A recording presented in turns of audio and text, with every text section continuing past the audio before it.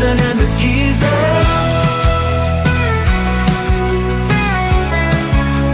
Munson and the Geeza.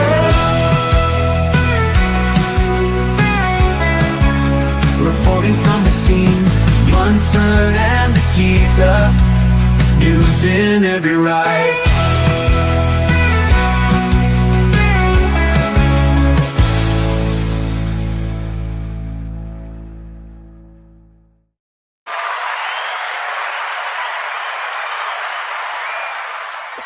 He's got a stiff neck tonight. I got a stiff what? Are you stiff? A stiff upper lip.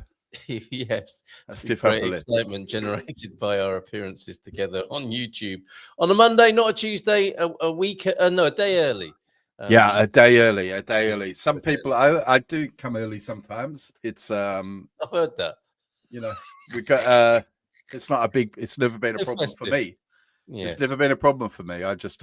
It's not a problem for you. That's true. True enough. True, but nothing that you can't sort out with a decent sex therapist.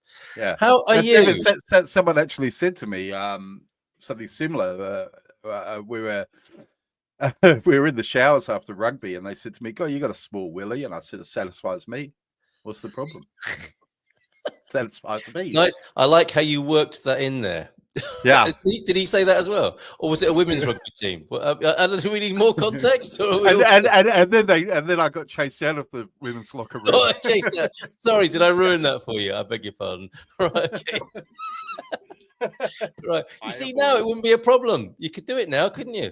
You could do it. Especially with the willy that small. Take half an hour to be discovered. Especially on a cold day. Welcome to the show, everybody. Welcome. And it can only the only way is up. I know what's that's also what they said. That's also what they said in the showers. Right. I know what you're doing. Actually, I've rumbled you. I think I'm learning a bit about your personality. Hi, Jackie. And your character, your complex personality, Tony. And you kind of outed yourself today on YouTube. Yes, you've been struggling with where else? Lifelong. Well, yeah, I mean, as you do several times a day, it would appear. Now you've. I think it was a cry for help, a big reveal. It was a number of things coming all together in one delightful package, which they also said about you in the show. It's a gag that keeps on giving. It keeps on giving, yeah. It really does. Right. Yeah. So this disability that you've kept hidden so far. Right. And today was the day that you decided to share, seek support, a cry for help. I don't know. How would you describe it? I don't want to put words into your mouth. I don't know. I didn't think I'd put the micropenis video. No, not that one. Not that one. Oh, right. That's Friday, isn't it? That's Friday. That's your feel good Friday effort. That's coming out on Friday. Yeah. Right. Okay. You're talking about my two. You're talking about my two left feet. 2 left feet, which you've been working with. I mean, literally all your life. And today was the day you chose to share that with the world. And I felt I was quite touched by you. Which they also said in the showers. Just slightly touched. Well, it's just a minor criticism I have in they're not very sensitive to this particular disability. They, for example, the corporate, yeah, okay, them, the unfeeling corporate they. Right. We might have overdone it with the shower jokes. We had 7 people watching, and we've only got 4. Okay. So. Right. So I can't guarantee it's going to get any better for you 4. No one said it. No one made any promises of that kind. So So because I've got 2 left feet. Do you want to say more about it? Please, could you? I mean, do you feel comfortable talking about it? Well, I feel more comfortable now that I've got myself a pair of flip-flops. Yes, that's for sure. Yeah, obviously. But normally in progressive countries, you go to a shoe store and they'll allow you to buy 2 left shoes. Right. So it's not to make you feel uncomfortable in a social situation. Exactly. And I mean, but I went into Lidl and they wouldn't allow me to separate. It's quite funny because something that is quite interesting. I don't know if you've noticed this, but if you go to say Tesco in the UK and there's a box of say soda, you can't just take one out and go to right. However, but in Portugal, you can. Yes. So here was me. So I rocked up at the counter with 2 left Parkside flip, or as I say, when it's 2 left, we call them flip flips. Yeah, yeah. As people with two left feet. Hmm. And as you know, people As a way of maybe bringing in a bit of lightheartedness and humor, or is it not? Is that not funny? Sorry if that's not funny. Sorry. Oh shit. Do you need to go off and? Okay, sorry. I think Tony needs to just kind of regulate behind the scenes. I can tell the telltale signs when he's beginning to go there. We've got a special signal for that, and I think he's just give me a thumbs up, Tony, when you're ready to come. Okay, he's good. Okay. Yeah, so I take it very seriously. And yeah, they said to me, "We're sorry, we can't split them." And I said, "Look, you're going to regret this because sooner or later someone's going to come through the door who wants a flop, who wants a pair of flop-flops. You know what I mean?" I thought when you said, I thought you were raising your voice. You're going to regret this. I thought you were kicking off in Lidl's in Oliveira do Hospital, presumably. I'm not allowed to say Ollie, am I? Only you can say that. Yeah, only Oliveirans, only people who've lived there for a certain amount of time can say Ollie. The Oliveirans, yeah. Okay. What's the nickname for San Martino? Just San Martino, isn't it? Martians. Right. Samar. People say Samar? Yeah. There's a restaurant here called Samar, which is all right. I've definitely said San Martino just because I can't be bothered saying to Porto. Yeah, fair enough. It's quite a lot, isn't it? When you've had a busy day, you wouldn't shorten it to Porto, though, would you? No, certainly not. That'd be very confusing. Very. Samar's fine. So there you were. You weren't kicking off. You were saying. I guess you were voting with your feet. I was voting with my feet. Yeah. Yeah, left feet forward. But you decided to punish them commercially, not to shame them publicly, because you could have gone the sort of virtue signaling route and caused the big stink in the shop by taking. Well, the thing I always say is you need to be very careful of. There's a reason why us people with 2 left feet, we always march first in the army, don't we? You probably noticed that. I hadn't noticed that. Forgive me. Well, cast your mind back to any time you've heard people marching. What the commander is, he always starts left. Yeah, exactly. Left, and then the normal people are after left, right. Normal people. The righties, I don't know what happens to them. What would they be? The pedal convergent. Is there a whole vocabulary around this? They may well be after this, Carl. They may well be. You're pedal diverse, though, aren't you? I'm what? You're pedal diverse. Pedal diverse. Yeah. I guess that hasn't occurred to you, had it? I'm bringing some new. I think I've made a contribution to this particular. Or maybe people who are left social space who have I don't like to use the word normal in this space, but I feel like as a I feel like maybe you're pedal divergent. I'm pedal convergent. Convergent. Yeah. I don't know. It's difficult. Okay, just giving those of you on Good Morning Portugal a little taster of Munson and the Geeza, which is a day early today, and continuing on GMP TV in just a moment.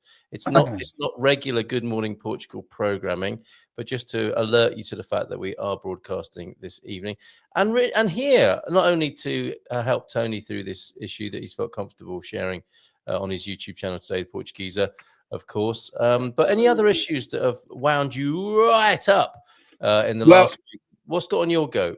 Well, interestingly, it probably won't come as a surprise to many people that I'm generally everyone will have seen the news in the UK with the farmers and the Starmer's inheritance. Yeah, go on. It is old news, but of course during the week there was the farmers' protest. Yeah, and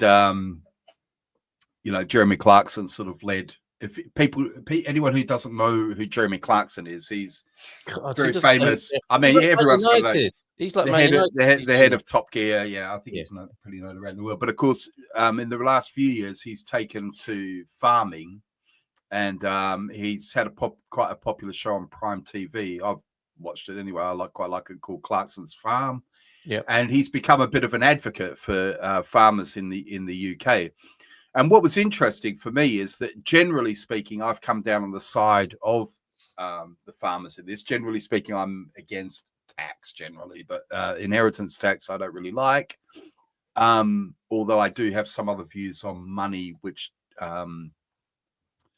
I do think there should be a wealth cap. I do think that once someone's got enough money, it just sucks more money out of the economy towards them. But I mean, I'm talking like that wealth cap could be 20 million pounds for all I care. But I do think there's a point where it gets ridiculous. Mm-hmm. But put that to one side. I'm generally against inheritance tax. Okay.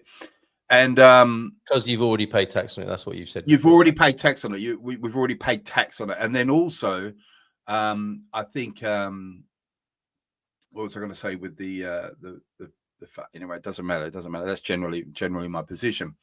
But what was interesting is that the two things kind of happened this week that made me, and I like to do this. I like to try and play devil's advocate for the other team, as it were, against myself.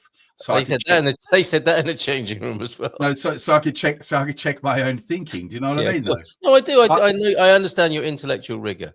Yeah. And I saw Clarkson getting interviewed by the BBC, and she got him on. She said something to him like, "Oh, but didn't you originally get that farm to avoid tax?" And he was like, "Oh God, he rounded on it, didn't he, publicly?" Yeah, but the thing about it was she was able to pin him down. So actually, on this date, you said that. Yeah. And it turns out he did say that. He literally did say that. Yeah. And there were two, and then so anyway, cut a long story short for anyone who's seen the bit, everyone who's pro farmer takes the view that as with an F, because we've got to be careful here. Pro farmer, not PHARMA, because that's different, isn't it? That's pro agricultural. Let's say pro the farmers. Pro the farmers. Yeah. Is looking at it as though Clarkson owned her, and in my opinion, she owned him. She owned him twice in a row. Well, yeah, I've seen two things like this just recently. Yeah, I agree with you, because generally speaking, I don't like the BBC. I think it's got really woke, and I wouldn't pay my license fees. I'm one of those people who did pay their license fee in the UK for many years, and I wouldn't now. But what was interesting to me is I think she did own him. I think she owned him twice, and I think he did have to. That's coming, Jackie. That's coming. I think the fact of the matter is, and then it was like, oh well, let's, Jeremy Clarkson, but he's our rich guy who's only in farming to avoid the taxes. You know what I mean? Yeah. So we're going to let him off the hook for that one. And then he said something interesting, which is he said, oh yeah, to try and own her. He said, oh well, yeah, that's right. I originally bought it as a tax dodge because it was a shoot. It was a hunt. Yes. And he said, but you guys won't like that, to the BBC. And I thought, well, you know what? I don't like that either, because I don't like hunting. So he was turning it to the crowd, wasn't he, to try and get a bit of bullying going on there. Yeah, so it was a shame, really, because I really like Jeremy Clarkson. I mean, I've read all his books as well. I've always bought his books. I've really been quite a fan. Yeah, and it was a shame to see him do that, because he can do better than that. He can do better than that as well. He just had heart surgery, I think. Yeah, I know. Yes. We can do this, but you can't rely on your same old shtick every time. And to be fair, the street is not a best place to have a nuanced conversation surrounded by an excitable crowd, is it? Yeah. I mean, she wasn't being fair either, because his.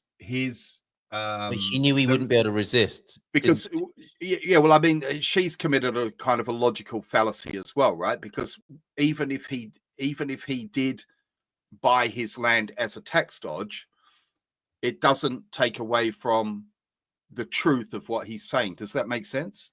Yeah. And this happens so much in debate, whether or not what his motivation was for buying that farm is neither here nor there. So they both got into kind of quite an intellectually dishonest exchange, in my opinion. Yes. And it was interesting to see, on the street in front of a crowd. Not ideal.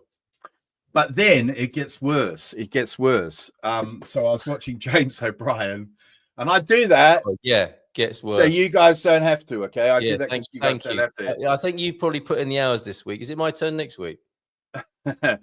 You can do it next week. Yeah, you can do it next week. do I have to? Because normally I don't get even a few minutes into anything with James O'Brien, but this week was interesting. And again, it was on the farmers. He had a guy named Guy on the show called Guy Shrubsole, who's written a book called The Lie of the Land. Is that the one where he said, "I'm not your mate, you're an idiot"? Is it No. It's after that. I mean, that to me, that him ringing James O'Brien, that all that is divided into the left going, James O'Brien owns stupid farmer, and the right going, James O'Brien owned by brilliant. You know what I mean? Yeah. It's like nothing new there, really. But this next video, Guy Shrubs, so a little bit of a play on words, the lie of the land, or the untruth of the land, revealing how a small, wealthy elite controls half of England's land while claiming to be custodians of the countryside. And it was fascinating because he kind of came at another point of view is, they're talking about, for example, the Duke of Westminster, who inherited £9 billion worth of land and property and avoided paying inheritance tax. Now, I'm not, as I say, I don't agree with inheritance tax broadly. I don't think that's the solution. I've always said I think a flat VAT is the solution to all this. You know what I mean? But I think that when we're worried about farmers paying inheritance tax, we're not worried. We're probably not thinking of someone who's inherited £9 billion worth of land. We're thinking about small, family farmers, aren't we? Yes. So maybe we need to think about other solutions. That's what I'm trying to say. The conversation has just turned into one of these polarized arguments, hasn't it? Yes, or water and oil, you might say. So what his point was is that I think it's 50% of British land is owned by 1% of the population. Well, that's the shocker, isn't it? So whilst you've got all those arguments going on, that's what's being hidden. Yeah, and actually a lot of them are extremely wealthy aristocrats, not what you think, because the kind of the narrative from the pro farmers group is that there's small family guy, you know what I mean? And I think I've mentioned on the show before that I've had some experience of working on, and I'm not trying to say that they're not family run or that people are earning huge amounts of money, but I've worked on some farms, and sometimes it's quite shocking how little they have to do with the kind of romantic ideal of what farming your ladybird. Yeah.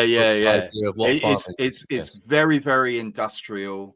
Yes, and that's been refined over generations, though, isn't it? And it's a pretty past now. I think it's fair to say.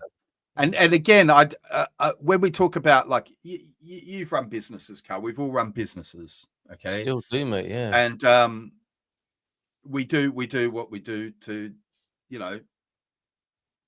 lower, keep the ball from the door. Yeah, and sometimes. So what I might say is, I've known a lot of farmers who they're not cash rich, and they're land rich, but they are driving very nice cars, and I'm trying to play devil's advocate here. I'm really trying to be very careful, but do you know what I mean? It's not open and shut. That's what I'm trying to say. It's not like everything we talk about. Yeah. What's missing, I think, is that we don't have someone in that condition. It would be very useful to have somebody in that condition, wouldn't it? Yeah, it would, wouldn't it? Like Prince Charles, for example, who could explain how he didn't pay inheritance tax on his inheritance from his mother. Well, I would have had to pay £9 billion, and nobody wants to do that, do they? That might have been. I wouldn't be able to drive this £1.5 million Aston Martin convertible. Right, I'm going to close off the stream to Good Morning Portugal. Join us. It's in the chat. Join us at good or GMP exclamation mark No, it's not. Hold on a minute. There it is. So- At GMP TVHQ. There you go. Can I just stick the link into this for this video? And what I don't know if I do this, Carl, can you see the link? I just put a link. Oh no, I should put it in comments. Right. Okay, I got it. Okay. Yeah. You can send it to me in private, Joe. Yes, I've got it. I've got it. All right. So what I want to say to anyone is Well, there it is. Yeah. obviously, you know, I mean, some of you may well be fans of James O'Brien. Who knows? That he obviously does have fans. But for those of you who don't like him, it is difficult because of him. But one thing I will give this guy Shrubsole is he is quite often trying to tone. It's interesting. He's trying to tone James O'Brien down. I mean, he obviously agrees with James O'Brien on quite a few things. And I'm sure, you know, the problem with James O'Brien, I bet there are things I agree with the guy on. But yeah. I can't. He has a habit of putting me off. Yeah, if I find myself agreeing with him, I want to change my mind because I can't even hear what he's saying half the time. You know, so try and ignore him, but listen to what Guy Shrubsole is talking about, because Guy Shrubsole isn't talking about that kind of small family. Fair enough. Let's move on from those and let's see if anyone's got any skin in the game with inheritance tax, because it's so much more interesting when people have actually got that problem, because we can pontificate about it in the abstract, can't we? But there is plenty I'm going to share with you now that you might have a personal connection with or difficulty with, that's been posted up over on our blog here, Expat Euro News, which doesn't necessarily work on the .com, but if you go to the address that's there, expateuronews.posthaven.com, I noticed this in this last little while. The Trump derangement syndrome seems to have been replaced, which was obviously a Dem thing, wasn't it? And the Trump supporters would take great pleasure in seeing the red badged blue head. I think that's the right way around, isn't it? Whichever, anyway, the Democrats losing it. That would be they've got TDS. They're completely, they don't know about any of the policies or anything. They just, you know, they just can get triggered by the mere, showing this picture, for example, and the mention of Trump's name. But that seems, the psychosis seems to have moved to the right now, where there's an unwarranted Trump arousal syndrome and a Musk madness going on. Have you noticed this? Or are you so deep into it you can't even see it yourself? This is just to me, and I always have to apologize in advance to Americans. This just to me is a purely American weirdness. This getting psychotically diverted away from reality. Yeah. Well, like with regard to Elon Musk or Trump, and they obviously just play on it. I mean, Elon Musk is obviously having a ball. Yes, absolutely. I mean, you see him now trolling on, what was it the other day? Or should I buy MSNBC? And yes, exactly. Even my wife said to me last night, "Do you think he's going to buy MSNBC?" I was like, "I don't care."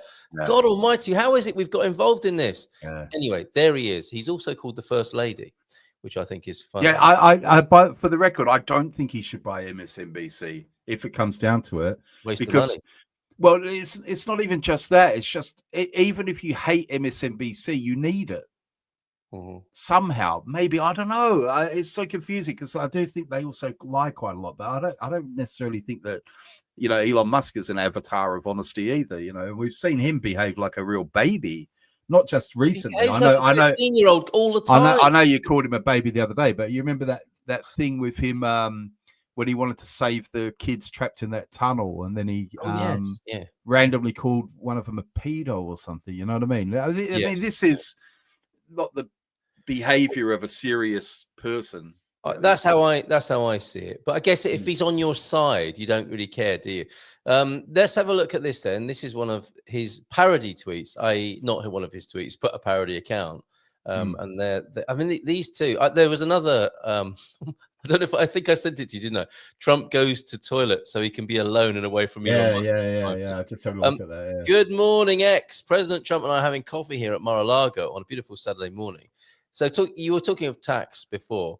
We're going through plans to delete the IRS and majorly simplify the tax code. We think you should be able to log into a website. It tells you exactly how much you owe, and you pay it right there. And of course, we think the number you pay should be way lower. Thoughts?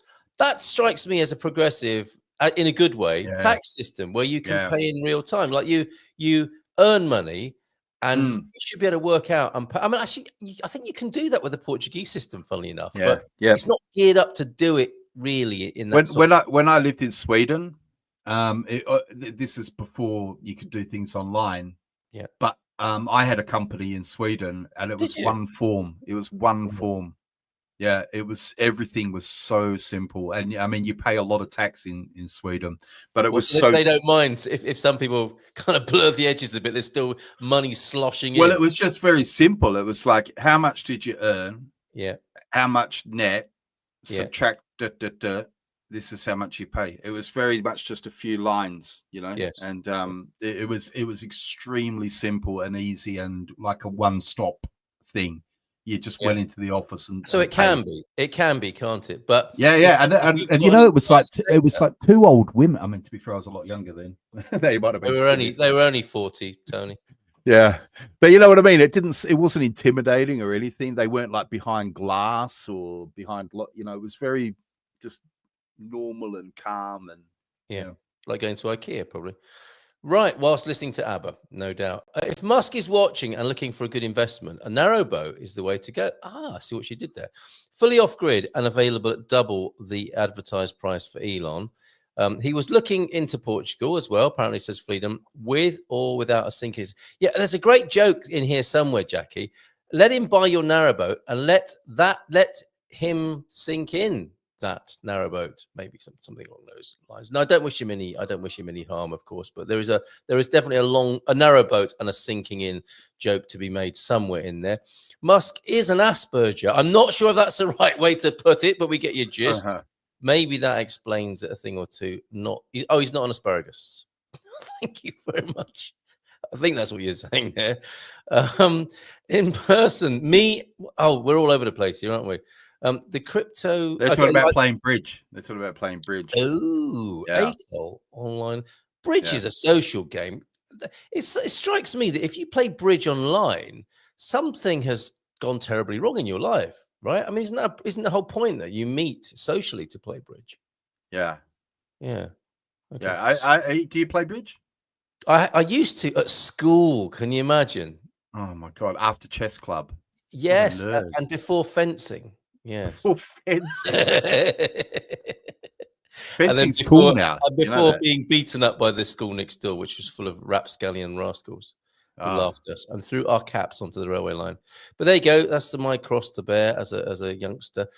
We've got Sweckers coming in here as well. I wondered what you thought as well about this cartoon here. I have strong opinions. Are they based on reality? This is a sort of thing that goes on in your mind, I think, isn't it? This might be an exchange. You're the guy on the right in this instance. And then somebody will come back at you in a social media situation. They are based upon how I feel in my heart. I'm terrified. This is his heart talking, I think. I'm terrified that if I research and form opinions based on reality, a wedge will be driven between me and my community, and I will lose my friends and family. Is that what's going on? And then I get it. And then I just think, oh God, I just want to go live in a tree because I can't. Yes. There's no solutions. You know what I mean? There's no solutions. Well, maybe the solution is not looking for solutions. Yeah. That's the problem. But it is reasonable. I mean, I can think of it. I can think of it like ways that I feel this in my own life. Like take, for example, my veganism. Yes. Or take, for example, my religion. Yes. Or so I get it. But then again, you see, I wouldn't say what struck me if we take the y-axis rather than the x-axis. I have strong opinions. They are based upon how I feel in my heart. I don't think opinions are a thing of the heart. I think, I mean, that and that's I know it's a semantic thing. Yeah, it is, or a coronary matter. But in my world, a conviction, a motivating value in life is something you would feel in your heart. And then an opinion about it is something else, isn't it? So being a vegan is one thing, isn't it, to be a vegan? but then to have an opinion about it, which is everybody should be a vegan, or people who aren't vegans are bad. Yeah, people. I do think that everyone should be a vegan though. I know you do, but do you see the distinction? But I'm not gonna run out and, you know what I mean. I'm not gonna go mental about it. No, and what I'm saying is there is if let's say there's a Venn diagram of what goes on in your heart as a vegan and what goes on in your head as a vegan, they are quite difficult circles to collapse together, because you know if it's a matter of conviction, it's a personal matter, isn't it, upon which you live your life. Whereas when you go into the social space and say you should be a vegan, that's when holy hell can break out. So Solar Life, do you know what a straw man is? It's just a question. It's not an accusation. Do you know? It sounds like something a vegan could eat safely, for one thing. Do you know what a straw man is? Right. Because if you don't, Google it and just know that you've done it twice in one sentence. I think Pete is prone to a bit of straw manning. He's prone to a bit of straw manning. Yeah. And is there steel manning as well? Is that another thing that happens? Is that? I don't know. Do vegans have to tell everyone? We don't say we are meat eaters. Yeah, I think that's a stereotype upon which. Yeah, and why are they always trying to replicate meat? I mean, I would also say, Solar Life, why are you critical of vegans when 95% of the food you eat is vegan? Yes. What about that one? Yeah. Here's Strawman is vegan. Strawman is vegan. Thunderdog. Yeah, there you go. Strawman is a brand apparently of vegan food. It would be a great thing to do that, wouldn't it? Is create the Strawman vegan range. I think that's a great idea.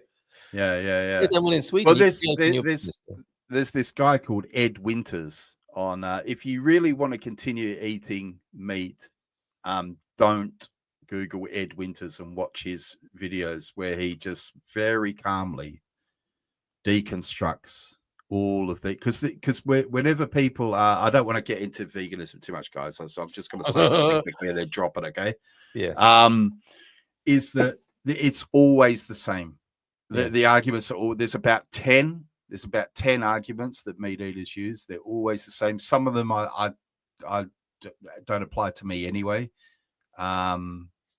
because I'm a vegan for personal ethical issues. I haven't thought too much about the farming or the environmental sides of it or anything. Yeah. But before anyone starts on you about those. But other people have, and if you want to go and have a look at anyway. What are you suggesting? If Pete dares watch Ed Winters, he's going to become vegan overnight. Yeah, veganism is just so cruel to animals. We wouldn't have any at our farms if we didn't use them. Yeah, but see, this is another of the 10 arguments, Solar Life. I'm not saying because we don't eat the animals, you should kill the ones that exist. Yes. Just stop breeding farm animals. It's another. I'm sorry, Solar Life. I've got a lot of respect for you, but this is it's a ridiculous argument. Okay, most deaf. I love on the. Okay, we I think we're talking about the autistic spectrum and Asperger's as well this evening. We've missed a few bits, and you know how it riles me to miss a few bits, Tony. So while you're regrouping. Let's move away from it. Anyone's free to say anything about veganism in the comments they like, and I'm not going to respond because otherwise it becomes because otherwise it's not because I can't or don't want it. It's just otherwise it just becomes about that. I think we need to move on to another topic. What do you think, Carl? Well, yes. How about I hate Stammer or Stammer as Jackie's calling him here, and his green policy crap, which veganism is no doubt a part. But let's not. No, as you said, let's not do that. I am currently what. I was just going to ask, did you happen to see this whole thing about the haka protest in the New Zealand Parliament? I did. And you know, I went through a roller coaster ride. Go on. My first, I don't know if it might be similar. I'm suspicious that it might, or suspect it might be the same for you. So it's a perfect tweet, isn't it? We go to the New Zealand Parliament, and then we see an attractive young woman ripping up a piece of paper and doing that face. Yeah.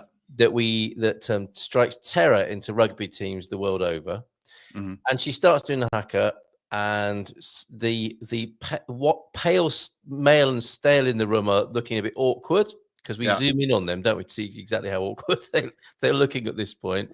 I think others come, as I recall, to back her up, And I was thinking, yay, she is sticking it to the man.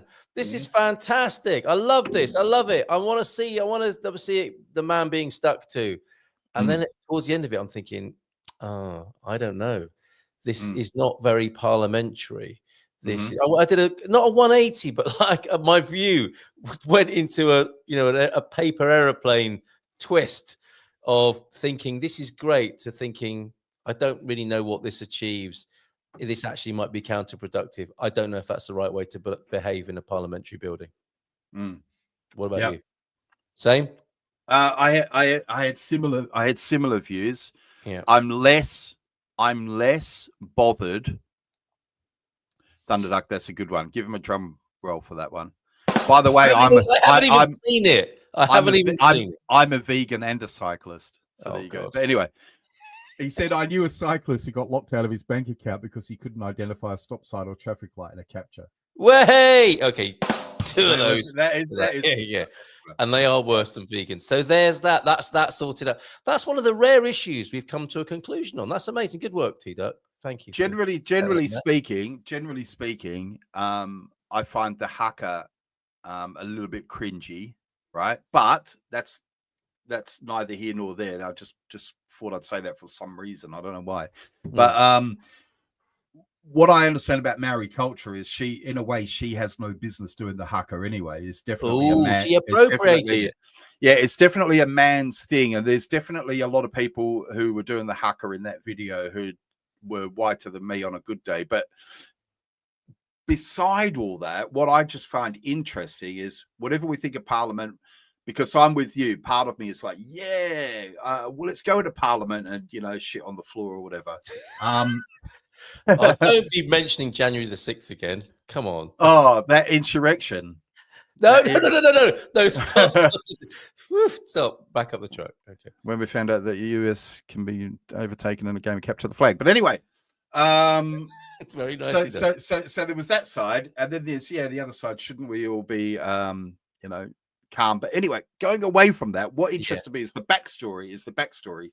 Now the backstory is that the Maoris went to the UK. You can see I've got the UK. I'm going to tie the UK into this in a minute. Yeah. The Maoris got to New Zealand, I think something like 600 or 700 years ago. It's very, very recent. It's more recent than you might imagine. Yeah. Now, some people think they genocided the original inhabitants, but I have heard that theory. Yes. But even if that's not true or is true, in a way, it doesn't matter. When the Brits got the there, people they genocided. well, they're all gone though. Okay, they're all gone. I mean, to be honest with you, that's the no, forget. No. That's the least complicated outcome, right? But yeah, we can all go, hey, that was bad, but we can move on. Of course, if 20% of your population is still the indigenous people, you can't move on, right? It's too big a group. Now there was a treaty. They signed a treaty with the UK, which basically said, we will govern New Zealand, but you will have all of the same rights and privileges as British people, and you will get to keep the chiefs will get to keep their land and their homes and everything and be sovereign to their own lands, right? Now, some progressive in the parliament has decided that, we should amend that because now we've got a lot of immigrants. So we should amend it to include all people, not just because at the moment it just says British and Maoris, right? So we should amend it. Now, at first glance, that seems fair enough. But as it turns out, is the Maoris generally are anti-immigration. They don't want more people coming into New Zealand. That's awkward. That is awkward. Because from their point of view, yeah, they've already had that once, and it hasn't worked out very well for them. Yes. So they don't want it. So now this is becoming quite a big problem in New Zealand because, of course,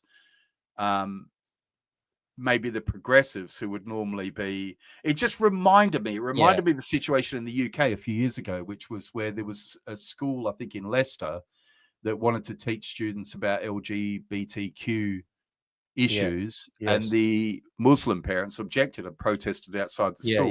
Yeah. And it was fascinating because Well, we're in those times. We're in those times. who Aren't we? who do you side with in We're that not one? in the 80s and 90s anymore. So when Do you know what I mean? when the So company it's fascinating. you virtue signal for has a value that you don't appreciate. That is awkward, isn't it? So I think all the gammon were just sitting back with the popcorn, weren't they, when that happened? And I think that's what's probably going to happen in New Zealand, whatever the equivalent of the gammon is there. I wonder. They're going to be sitting back with their popcorn, going, "Go on then, how you gonna? What do you call a vegan gammon?" Yeah, Leicester. What did I say? Didn't I say Leicester? Yeah, you did say. I think you did say Leicester. Thanks, Freedom, for good to see you, Freedom. me. By the way, Freedom, answering your question about who is Marinara. Who is Marinara? Right, not a footballer. It's hard to find a good tuna steak in a restaurant in Portugal. They're almost always well done. That's a great joke. I don't think Tito meant that to be. It's hard to find a good one because they're always well done. Can I just say another thing and throw this out to everyone in the room? This is not vegan related. Don't worry. It's time for that. We've moved on from there, I think. Now I've lost my train of thought. Oh yeah. Another thing that was interesting was I was looking at how this has been framed by the mainstream media, which is where they discuss the Maori as being the indigenous population. And I just thought it interesting because they've only been in New Zealand for 600 years, let's say. Now I know if you notice, my beard is white here. Yeah. Right. Are you doing Santa this year or anywhere? I probably will. Yeah. When my beard grows out, actually, I spoke to Santa. He may even make an appearance on GMP. Oh, if you could, thanks, Tony. Thank you. If you could, obviously, yeah. But maybe he won't then. But this used to be ginger. When my beard grows out, I've got lots of ginger and things highlights. Like that. Yes. Well, I'm probably a bit mixed, but I would argue that I'm indigenous to the British Isles. I'm an indigenous person. But it's interesting to me that so this would be an example. If anyone wants to hear an example of racial discrimination against white people, because people say this can't happen, I would argue that for some reason, I'm not treated as an indigenous person in the UK, even though I could probably trace back my roots in the British Isles for thousands of years. Yes. What does anyone think of that? Just curious. Well, yeah, I think that's to do with, again, ideological political choices of indigenousness rather than actual, that's a political ideological matter, isn't it, rather than a biological or common sense one, generally speaking, I would say. Yeah. Smash that. It was just interesting to me to see the mainstream media again describing them as the indigenous population. Yes. Well, it's lazy, isn't it? It's lazy, and they know it's likely to cause a reaction among some, which it clearly has. To me, bacon smells like sulfur and the devil. And add to that, when the devil hasn't bathed for a month, it must be difficult for the devil to have a bath, to be fair. It just turns to steam whenever he jumps into the tub. And 45 years of vegetarian, says you're not that old. Certainly you can't be. You can't have been a vegetarian for 45 years, Jackie. And she still loves the smell of bacon, apparently. And in Dutch, asperger and asperger vegetable sounds similar. I hope I did the Dutch justice there, the language that is, not the whole nation. Although I would be delighted to know I've done all of the Dutch justice as well. Again, another troubled society, you might say, riven with the sort of issues we talk about here every week on Munson and the Geeza, usually on a Tuesday night at 7, tonight on a Monday for your listening pleasure. Yeah, we checked with crypto strategists first to make sure he didn't have bridge this evening, and it worked out okay for crypto. We got the green light. Been very quiet this evening. What's up with crypto strategists? Is it because we didn't talk much about the bridge? It's got the hump. I used to partner Jonathan Ross back in London. Pete is always good for a name drop. Look at him. He was educated by David Attenborough and played bridge. I like a bit of Jonathan Ross. Love his Saturday show. Yeah. What I like about him as well is he can really take a joke. Yes, he's one of those people. He can really take a joke. He's had to learn to do that, hasn't he? For sure. It's I love a full English with lots of bacon, says Ruben Moreira, who I don't Mm. think is English. Not that that matters, but it's lovely to see when the English breakfast is appreciated the world over. I'm not sure about the first chin. What does that mean on the first chin? We have smoked our peppers, a euphemism or not, as the case may be, and then dried them. And they taste just like bacon and totally vegan. He's trying to butter you up in a sort of vegan kind of way, margarine you up. Tony, you are a ginger.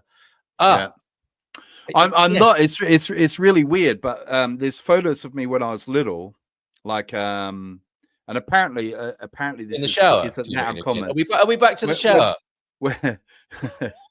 When I was like aged up until about 2 or 3 years old, I had quite fair hair on here. Obviously, I didn't have a beard, but and then after about 3 or 4, it went kind of pretty dark brown, like sort of the color of my eyebrows. You know, pretty dark. Are they real then? Are they not some of those? Well, they are, but I had them made to look enhanced. Pretty, like the. But it wasn't until I started to. Funnily enough, I've always clean shaved, and then it wasn't until I was like backpacking when I was maybe in my 20s that I kind of had to let my beard grow out, and it amazed me. It was like fully 2 big red ginger flashes. Yeah. So I mean, that's presumably when some Norwegian wench. Yeah, I don't know. What picture are you creating for us there? Just a Norwegian wench. Yeah, that was it. After that, do you need a moment? Or do you need to go to your safe space again? I can take you off if you need to attend to that. Tony, you're a ginger then. We didn't get to the end of this sentence. I suppose. Just remember, your safe phrase should never be harder, Daddy. I suppose ginger bashing could be seen as a unique privilege associated with your indigenous status. Yeah, that sounds like a very serious bit of gaslighting there, doesn't it? It's like enjoy the humiliation. No crypto strategist. My father is also a ginger. Do you refer to him in that colloquial way, or do you, when it's your father, do you say he has red-headed tendencies? I wonder there. My father is also a ginger. Partnering in the biblical sense, Pete, that's up to you to answer. You don't have to. It's up to you whether you partnered Jonathan Ross in the biblical sense or not. The beard usually starts on the first chin and continues on the second. Oh, I see. We're talking about the pudenda chin, I think, here, possibly. We don't want to know, Tony, thank you, in answer to Fleedham's question there. Ginger hair is related to, I knew it, Neanderthal genes. See, my wife's a redhead. Yeah. And she definitely... That makes sense. That makes sense, yeah. Yeah. In my father's case, this is evident. I love that joke. In a maternity hospital, the doctor goes to the... This is open the door for ginger jokes, isn't it? To the expectant mother and says, my wife's heard them all, by the way. I have good news and bad news. What do you want? She says, give me the bad news first. He's still typing, isn't he? He says, the bad news is it's a ginger. Come on, Pete, hurry up.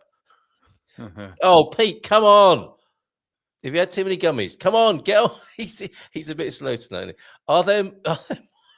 I didn't expect you having this conversation. I don't know. Look it up. You've got the internet right next to you there. Yeah, I think there are. But what are we comparing it to? Then where? What? Exactly. Mexico, for sure. Yes, of course. Yeah. Denmark and India. I don't know. And India, I suspect, as well. Okay. That's not the end of the joke, is it? The bad news is a ginger. Yeah. The good news. This is going to be like going back to the 80s. Fallen asleep. We won't get the next halfway through a joke. Next week. We'll have to tune in again next week. We'll come back for the punchline. The missing midlife crisis, Tony. Why 81% of millennials say they can't afford to have a midlife crisis? Well, they're not choosing the right midlife crisis thing.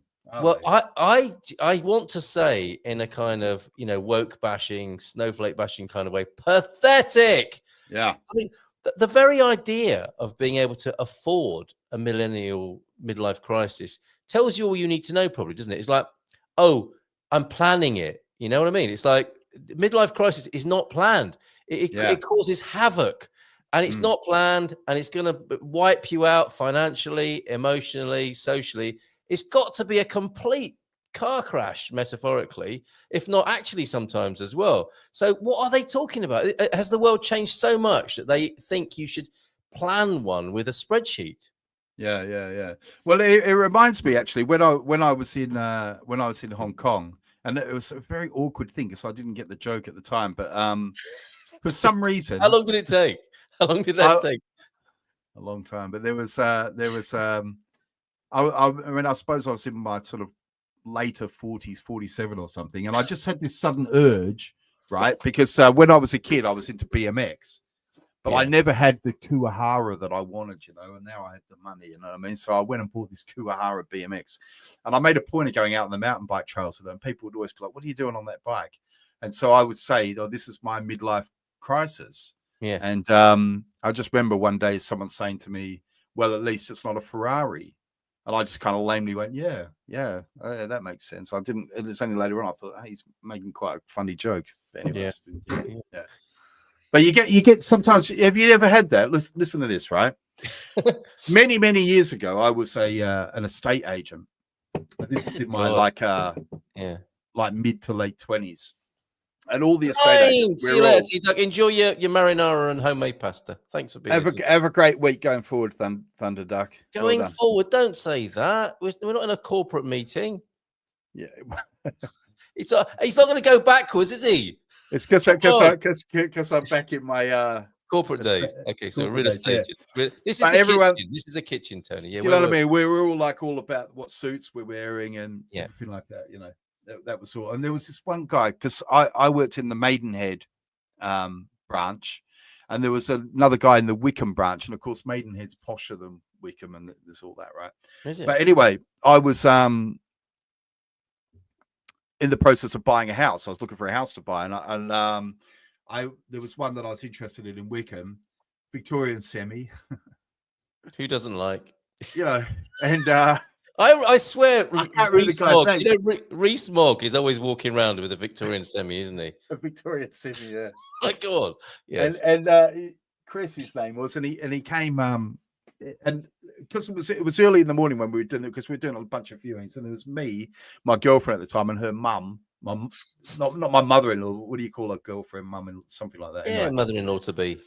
And anyway, I just put on just Milk, like an old sweater and some jeans, and compared to how I looked at work, I was very, very much dressed down. And anyway, Chris has rocked up, got out of the car, looking completely sharp, and took one look at me and gone, your mum dressed you this morning then, and I was hungover and tired, and I was like, oh, whatever, and looked at the house. And I tell you what, 20 years later, no, I was about 46, 47, 3 o'clock in the morning. I sat up in bed and I went, no, your mum dressed me this morning. 30 years too late. Yeah. They're cracking. So you've done, although you didn't do yourself a good service there, you've done a good service to men of the future, haven't you? Who will remember Men of the future can remember that one, yeah. Yeah. That's a freebie tonight from Tony, from his joke book. That he is may be available for Christmas this year. We'll see about that. Tony's one-liners. A midlife crisis is related to financial losses. Hopefully, a good one. Is that like men in their 50s wearing Adidas tracksuits? That can be one. I mean, that's a pretty mild one. But I think we're being asked here. I mean, you must have had one or two of these, right? I think I had mine in my first one in my 20s, early 20s. Your first midlife crisis? Yeah, definitely. I mean, it was on the edge, or I was on the edge in my teens with all this sort of stuff. But first proper crash out happened in the early 20s, and blowing up relationships, just subscribing to stupid ideas, feeling the need for my space and exploration, man, and causing havoc and chaos. And being I don't know that that's a midlife crisis. Is that just normal life? I think a midlife crisis is like where you go, because I've definitely been. It's not like I know that for some men it's really powerful, but for me, I've definitely been having that thing where I think, oh my god, I'm anxious because I know that I've got over half my life is behind me. Oh, I see. Yeah, that's okay. So the traditional one would be part of it. Would be that I'm not getting any younger. Yeah. So, there are things I feel that anxious about that, and I kind of think, and I hear myself thinking sometimes I've kind of got one more crack at it. Really? Yeah, I do hear myself saying that. I've got one more crack at it because I see my friends who are like in their mid 60s and older, and I think that they haven't got it. They haven't got any more There cracks ain't in no it. coming back. I've got, like, I could have a whole life. I've got enough space, enough headroom that I could have a whole new life right You now. could become a Buddhist again, and you could think, Yeah, it could be, but it could be anything. Cracks as I want. I've got time. I could get my pilot's license, for example. I could become a, you know what I mean? There's still time. I realised the other day I was past my footballing, but only prime. just. But only Yeah. just. Yeah, I get you, and I have had more of those thoughts myself just recently. You know, when a ball rolls towards you and some youths are playing football, and you think, I'm going to run over and hoof this back to them, and you kind of skewer it off to the with a limp-footed hit, and it just rolls in the wrong direction. Oh, that's worse for me because I got two. Oh, sorry, mate. I didn't. Yeah, you're not very sensitive. No, I was. Please who you believe open me. with No, that. no. That was. I didn't. I wasn't thinking. I'm sorry if that has upset you. Oh, sheesh. Right. Okay. Do you need to? Oh, yeah, he's gone again.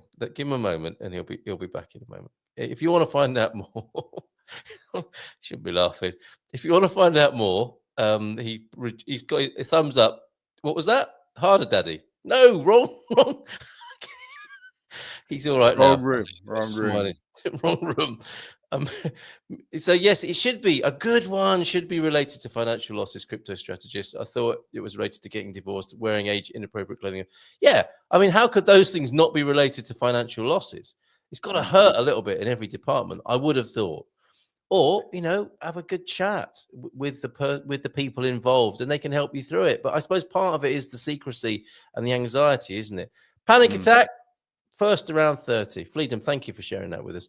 I do like how we are, in many ways, very superficial and jovial, and then people share very personal and poignant things about themselves in this space as well. It's very, it's kind of blokey, really, isn't it? Suddenly, someone will tell you, I'm having a panic attack. I'm not laughing. That kind of vibe. Right.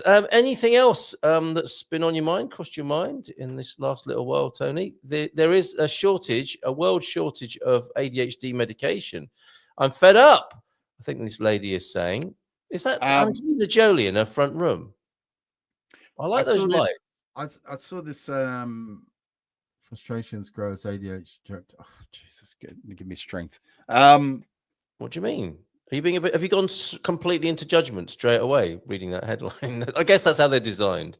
So yeah, I just whatever, you know. ADHD. Just whatever.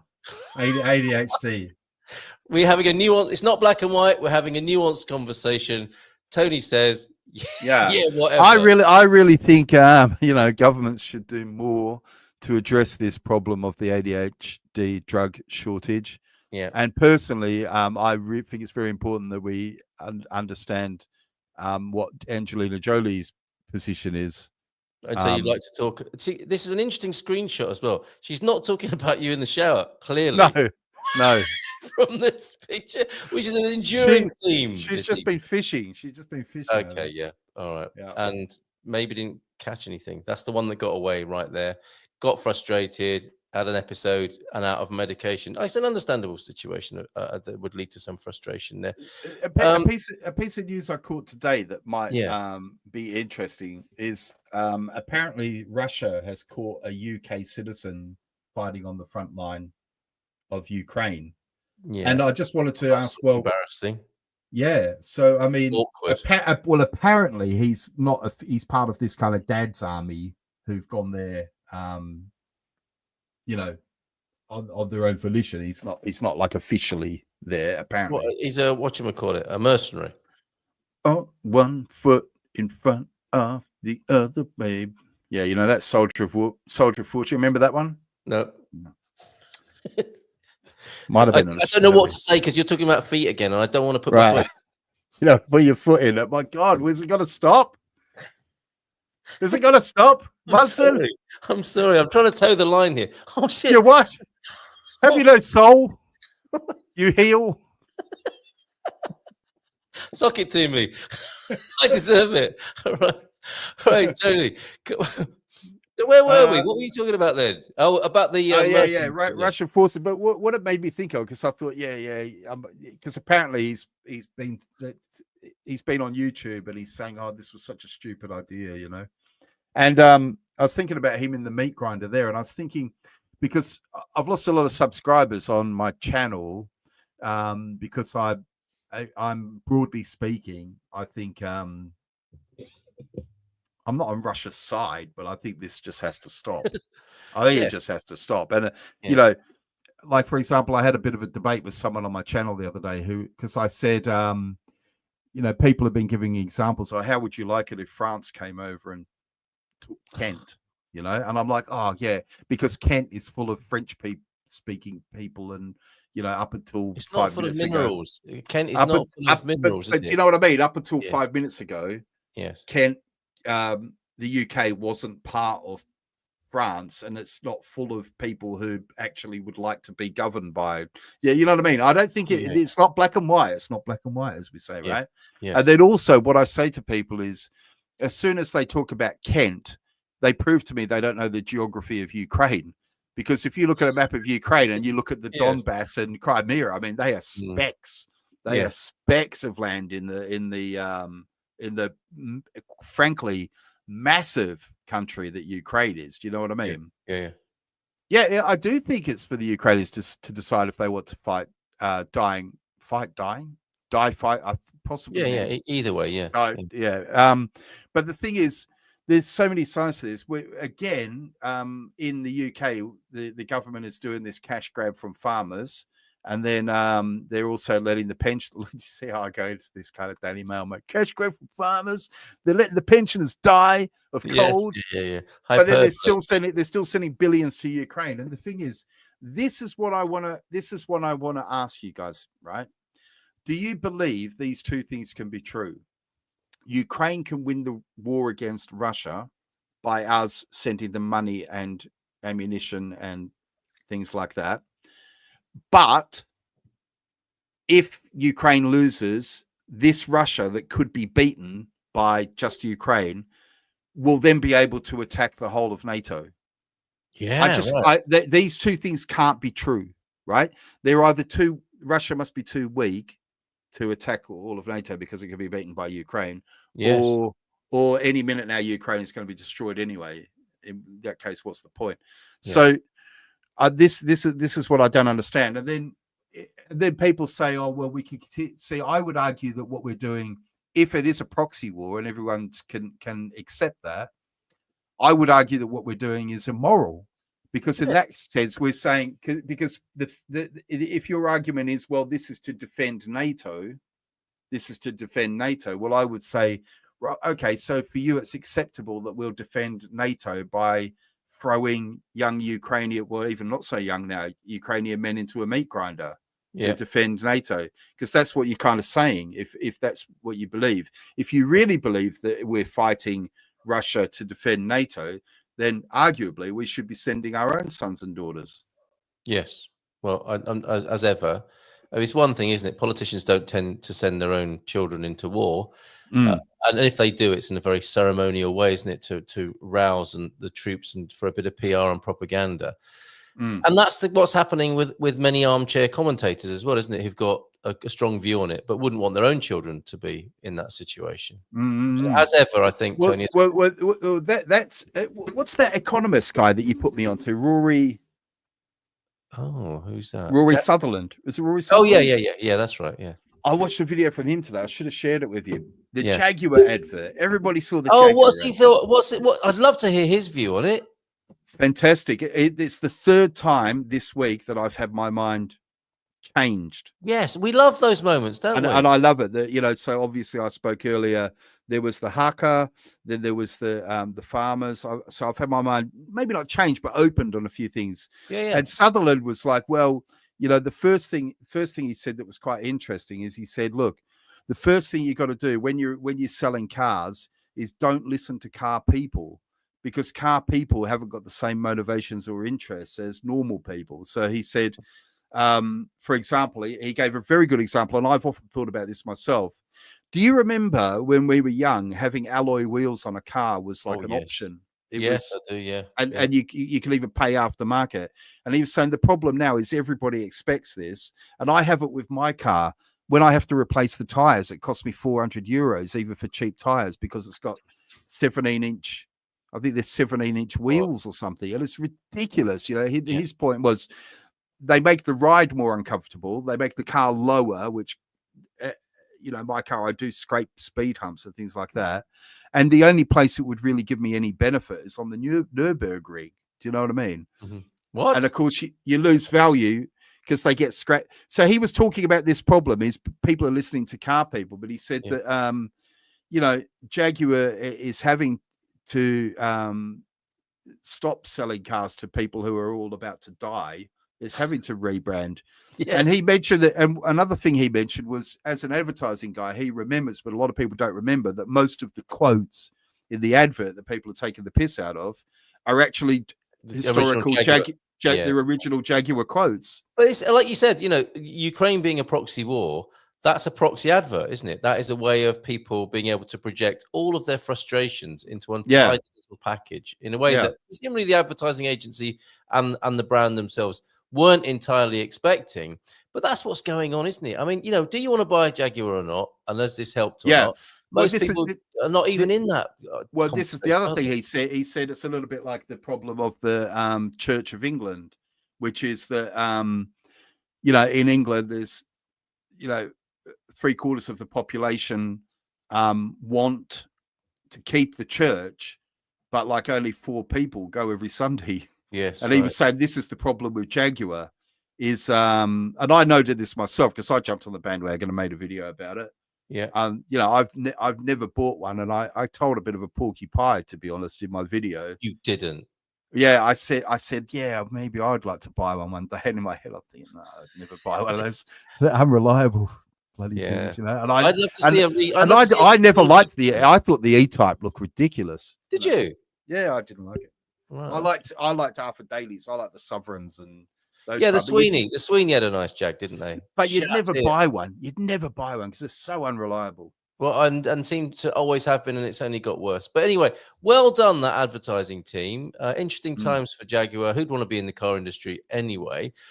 Tony, has anything interesting happened to you this week? You recently told us about your job prospects with Citroen. That really unfortunate situation with your grandma. What else? What's been going on? Well, I did have this is actually something that's worth sharing with everyone, especially anyone in Portugal who's got a bit of land, because I actually had a very quite serious incident on my land. Really? Okay, come back in a minute and just do it, because he laughs when he gets nervous. It's a funny thing for Tony. He, you know, like some people cry when they're upset. He just laughs instead. So it's a weird, it's a kind of synesthetic thing. So, Tony, are you ready? Yeah. I get nervous when I'm public speaking. I think that's what it is. Giggly, right. Yeah, I know, when the emotional temperature rises, a little guffaw comes out, doesn't it? Yeah. But I had a unfortunate incident on my farm, which was an old man. An old man, he fell into my well. Yeah, he fell into my well. Tell me, no. And I don't know if it's my fault or his fault, but apparently he couldn't see that well.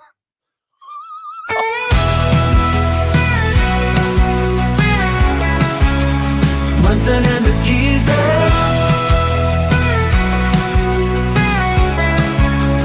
Munson and the Geeza. Reporting from the scene, Munson and the Geeza.